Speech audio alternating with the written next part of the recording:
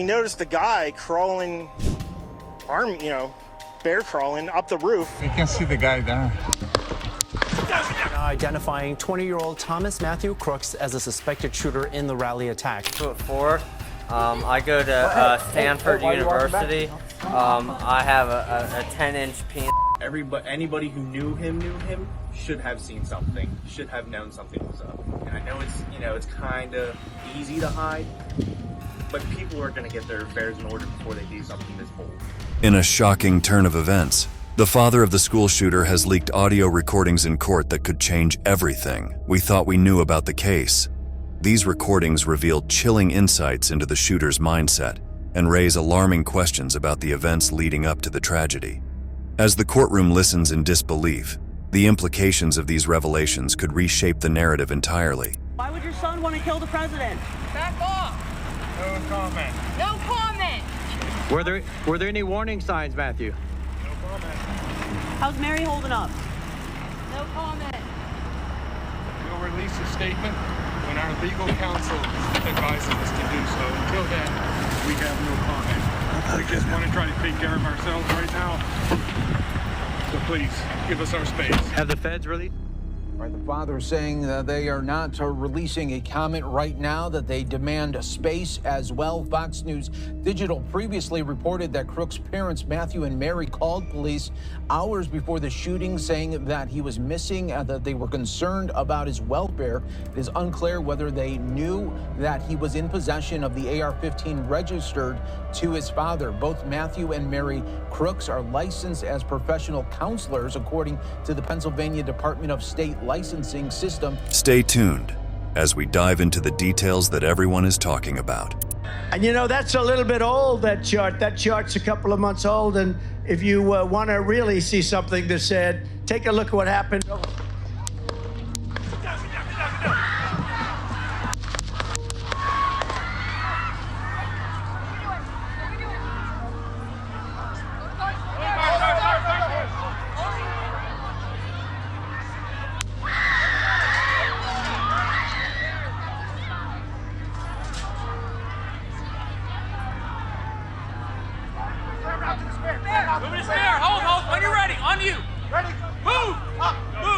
The July 13th assassination attempt on Trump in Butler County has thrust the once quiet community into an unwelcome spotlight. With 20-year-old Thomas Matthew Crooks dead, investigators have turned their attention to his parents, Matthew and Mary Crooks, as they seek answers. Despite relentless pressure from reporters, the Crooks family has remained silent. However, on July 22nd, Crooks's father was spotted leaving a store with a masked woman. When approached by reporters, he refused to comment, maintaining the family's silence on the ongoing investigation. Why would your son want to kill the president? Back off! No comment. No comment! Were there any warning signs, Matthew? No comment. How's Mary holding up? No comment. We'll release a statement when our legal counsel advises us to do so. Until then, we have no comment. We just want to try to take care of ourselves right now. So please, give us our space. Have the feds released?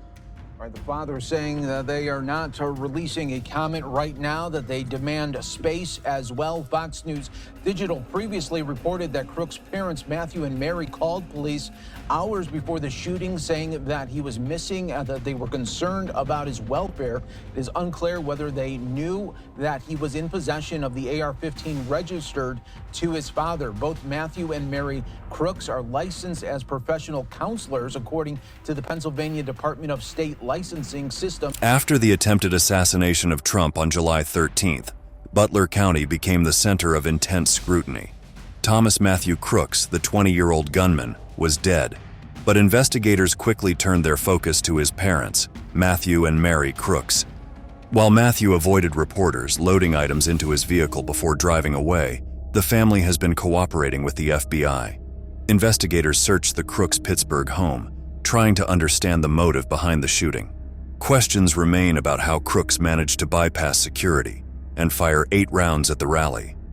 Just hours after Thomas was identified, CNN reached out to his father, who declined to comment, stating he wanted to speak with law enforcement first. Reports later surfaced that the Crooks had contacted police hours before the shooting, worried about their son's whereabouts. However, law enforcement failed to act, and the tragedy unfolded. It's been revealed that the AR-15 Crooks used belonged to his father and was legally purchased in 2013. Additionally, Thomas had acquired several other weapons in the months leading up to the attack.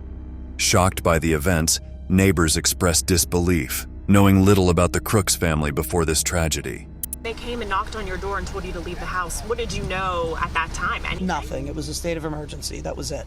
And then I started hearing rumors shortly after about there being a bomb, which was just confirmed when I went to the Bethel Park police station and asked them what the hell was going on. What did they tell you? They said there's a bomb in the house, and that's why we can't get there. And they said the earliest that we can look at getting in our house is going to be noon. So the Bethel Park police... Two officers from Bethel Park Police confirmed that there was a bomb in the house. In the aftermath of the attempted assassination of Trump, more details about the shooter, Thomas Matthew Crooks, and his family have emerged, shedding light on their lives and raising questions. Both Crooks' parents, Matthew and Mary, are licensed professional counselors in Pennsylvania, which has surprised many, given the recent events. They've been practicing since 2002, but little is known about them outside their professional lives. The family, described as private, has kept to themselves in their Pittsburgh neighborhood. We'll release a statement when our legal counsel advises us to do so. Until then, we have no comment. We just want to try to take care of ourselves right now. So please, give us our space. Have the feds released? Some Rhode Islanders tonight taking in the Trump rally shooting for the first time. Looks of shock and disbelief. Wow. What's your reaction? It's crazy. Politically, the family presents a mixed picture. Mary is a registered Democrat, while Matthew is a libertarian. Their daughter, Katie Crooks, is a Republican. Katie, who moved out of the family home 3 years ago, is described by neighbors as hardworking, holding 2 jobs, a waitress and a janitor at a local high school. She's seen as friendly and ambitious, adding to the confusion over her brother's actions. The FBI has identified the shooter as 20-year-old Thomas Crooks from Bethel Park, Pennsylvania, about an hour from the rally. Law enforcement agents were seen conducting a search on what is believed to be the home of the now deceased shooter. The FBI has taken the lead in the investigation and said last night it will be ongoing for some time. Neighbors who knew the Crooks family were shocked by the shooting. They emphasized that the family never displayed any signs of political extremism. No campaign signs were ever seen in their yard, and there was no indication that they harbored radical views. This has led many to question whether the attack was politically motivated. Despite this, some believe the parents might still bear some responsibility for the tragedy. The AR-15 used in the attack belonged to Matthew Crooks, and investigators found that many of the items Thomas purchased in the months leading up to the shooting were stored in their home. As the investigation continues, more disturbing details about Thomas Crooks and his preparation for the attack have come to light, leaving the community with how such a tragic event could have been foreseen and possibly prevented. Crooks lived in Bethel Park, Pennsylvania, about an hour's drive south of Butler, where the rally took place. Thomas Crooks. He graduated from Bethel Park High School in 2022. He seemed to have little social media presence or record of political activism. Those who knew Thomas Crooks are struggling to conform to the person they thought they knew with the events at Trump's Butler rally. To them, Crooks was a quiet, polite individual who mostly kept to himself, a loner by nature. The shocking turn of events has left many in disbelief. He was bullied almost every day. In what way? Can you explain? I mean, he would sit alone at lunch. I mean, he was just an outcast, and you know how kids are nowadays, so they're gonna see someone like that and they're gonna target him because they think it's funny or whatever. So it's the best way I can describe it. And it's honestly kind of sad. Like, I don't want to say this is what provoked it, but you never know. Yeah. You said he was a loner? Yeah. I want to say he was a loner more because he was quiet, but like he was just bullied. Like he was bullied so much. Thomas Crooks was known as a quiet loner, often eating lunch alone and keeping to himself. So when news broke that he was the gunman who attempted to assassinate former President Trump, it left everyone stunned. The attack injured Trump and left 3 spectators wounded. one fatally. And you know, that's a little bit old, that chart. That chart's a couple of months old. And if you want to really see something that's said, take a look at what happened.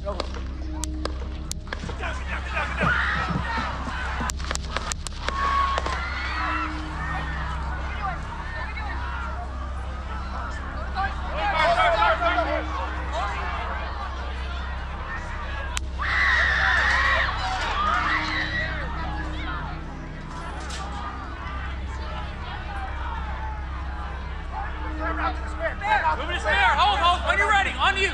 Ready, move, move. Look, they're all pointing. The Atlantic, maybe the Pacific. Yeah, someone's on top of the roof. Look. There he is right there. Right there, you see him? He's laying down, you see him? Yeah, he's laying down. Instead, I'm here with you fighting like hell to get a Senate. What's happening? And to make sure we take back the White House, because if we do, we're going to make America better than ever before. We're going to make it. Yeah, look. There he is. Easy, because we have millions and millions of people in our country that shouldn't be here. Dangerous people. Criminals. We have criminals. We have drug dealers. We have people that should not be here. Right on the roof. It's much tougher than it happened. Lá em cima, né? Aqui, ó. You can see the guy there. I think they hit him because the guy he looks dead. Nearly 3 weeks after Thomas Crooks attempted to assassinate former President Trump and was killed by the Secret Service, his motives remain unclear. Investigators and those who knew Crooks are baffled, struggling to reconcile the quiet, reserved person they remembered with the gunman who climbed onto a rooftop to target Trump. Former classmates, teachers, and neighbors expressed their disbelief, unable to draw a connection between the Crooks they knew and the one who carried out the attack. With that, Mr. Crumbly, is there anything you would like to state before I pass sentence? Your Honor, may he stand? Yes, you may.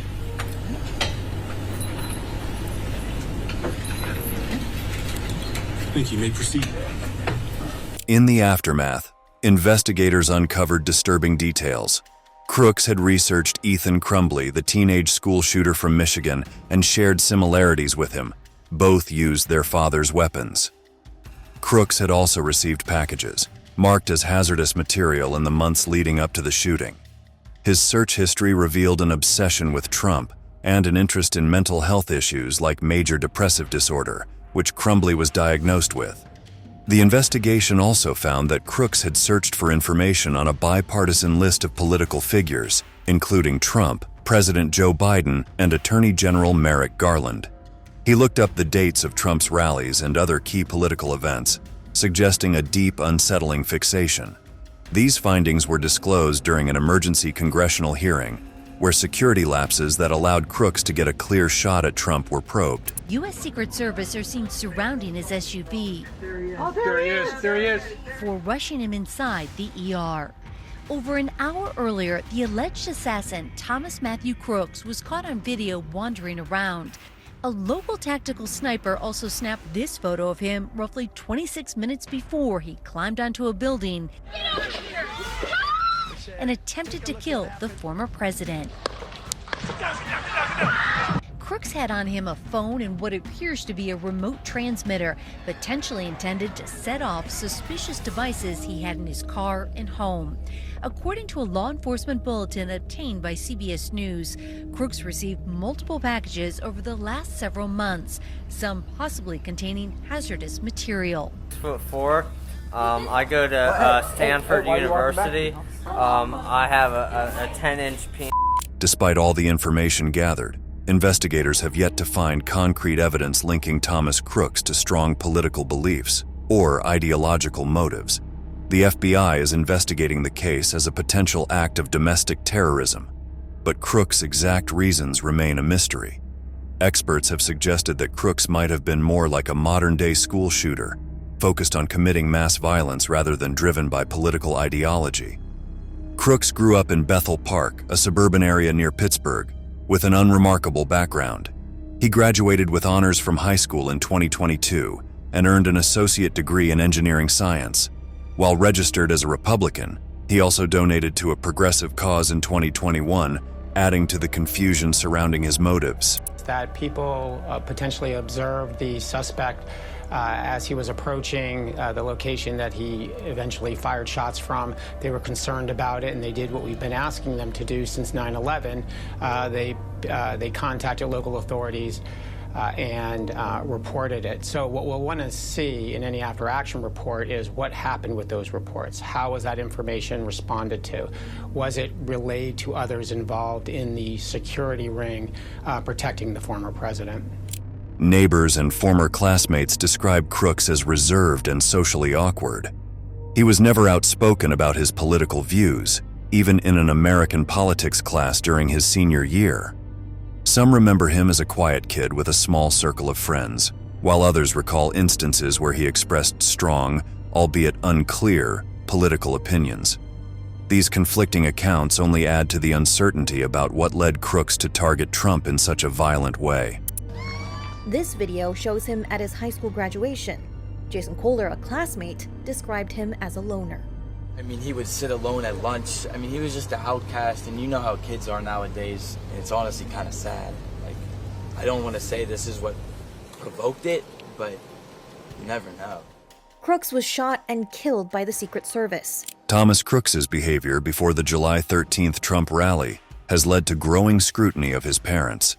Just days before the incident, Crooks searched for information on the Oxford High School shooting, where the shooter's parents were convicted for ignoring warning signs.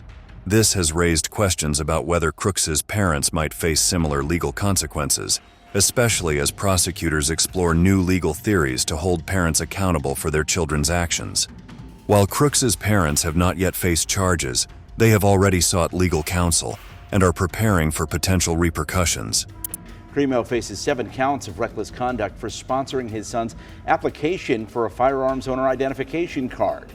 It came even though Crimo was aware that his son had expressed violent ideas. Defense attorneys say they'll continue to try to get the case thrown out, or at least try to limit the evidence. Robert Crimo Jr.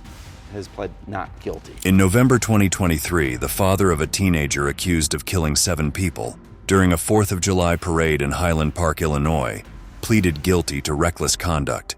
Prosecutors argued he should have known his son was dangerous when he signed his firearm ownership application. This case echoes the Trump rally shooting, where the AR-15 used by Thomas Crooks also belonged to his father.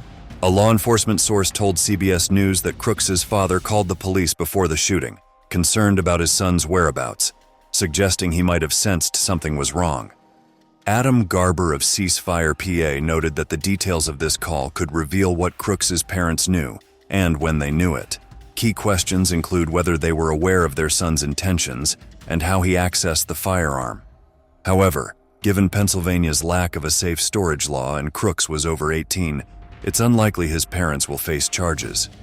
The argument that Crooks's parents should have recognized their son as a potential threat persists despite this. Reports reveal that Crooks was obsessed with guns, and investigators discovered more than a dozen firearms in his home. Almost nobody knew. So, for somebody who got severely bullied, I mean, I'm not going to name names, but I could name you a few students that were severely bullied, and I remember their names. He's not one of them. The signs were there. That's interesting. And somebody definitely had to know that. A chilling detail surfaced. In 2019, Crooks reportedly threatened to shoot up his high school. Vincent Taumina, a former classmate, claimed Crooks posted an anonymous threat, causing several students to skip school. Although the school dismissed the threat, it now forms a crucial part of the FBI's investigation. If verified, this incident could bolster the case against Crooks's parents, highlighting their possible negligence in leaving firearms accessible to someone with a history of making violent threats. The situation draws attention to the broader issue of parental responsibility in preventing such tragedies. The FBI recently uncovered that Thomas Crooks had been buying gun-related items and bomb-making materials for over a year. Though he used a fake name, he stored everything at home. Crooks's parents claimed they didn't suspect anything, since he had always been interested in science experiments. This evening we had what we're calling an assassination attempt against our former president, Donald Trump. It's still an active crime scene, As I mentioned, we have a number of agents on scene. We also are working closely with other federal agencies, our state partners, and our local police partners as well. FBI Special Agent Kevin Rojek acknowledged their cooperation, but noted they might still face legal consequences. The situation reveals that no one, including his parents and the Secret Service, was truly paying attention to Crooks's behavior, which ultimately led to the tragic events at the Trump rally. Crooks lived in Bethel Park, Pennsylvania, about an hour's drive south of Butler, where the rally took place. Thomas Crooks. He graduated from Bethel Park High School in 2022.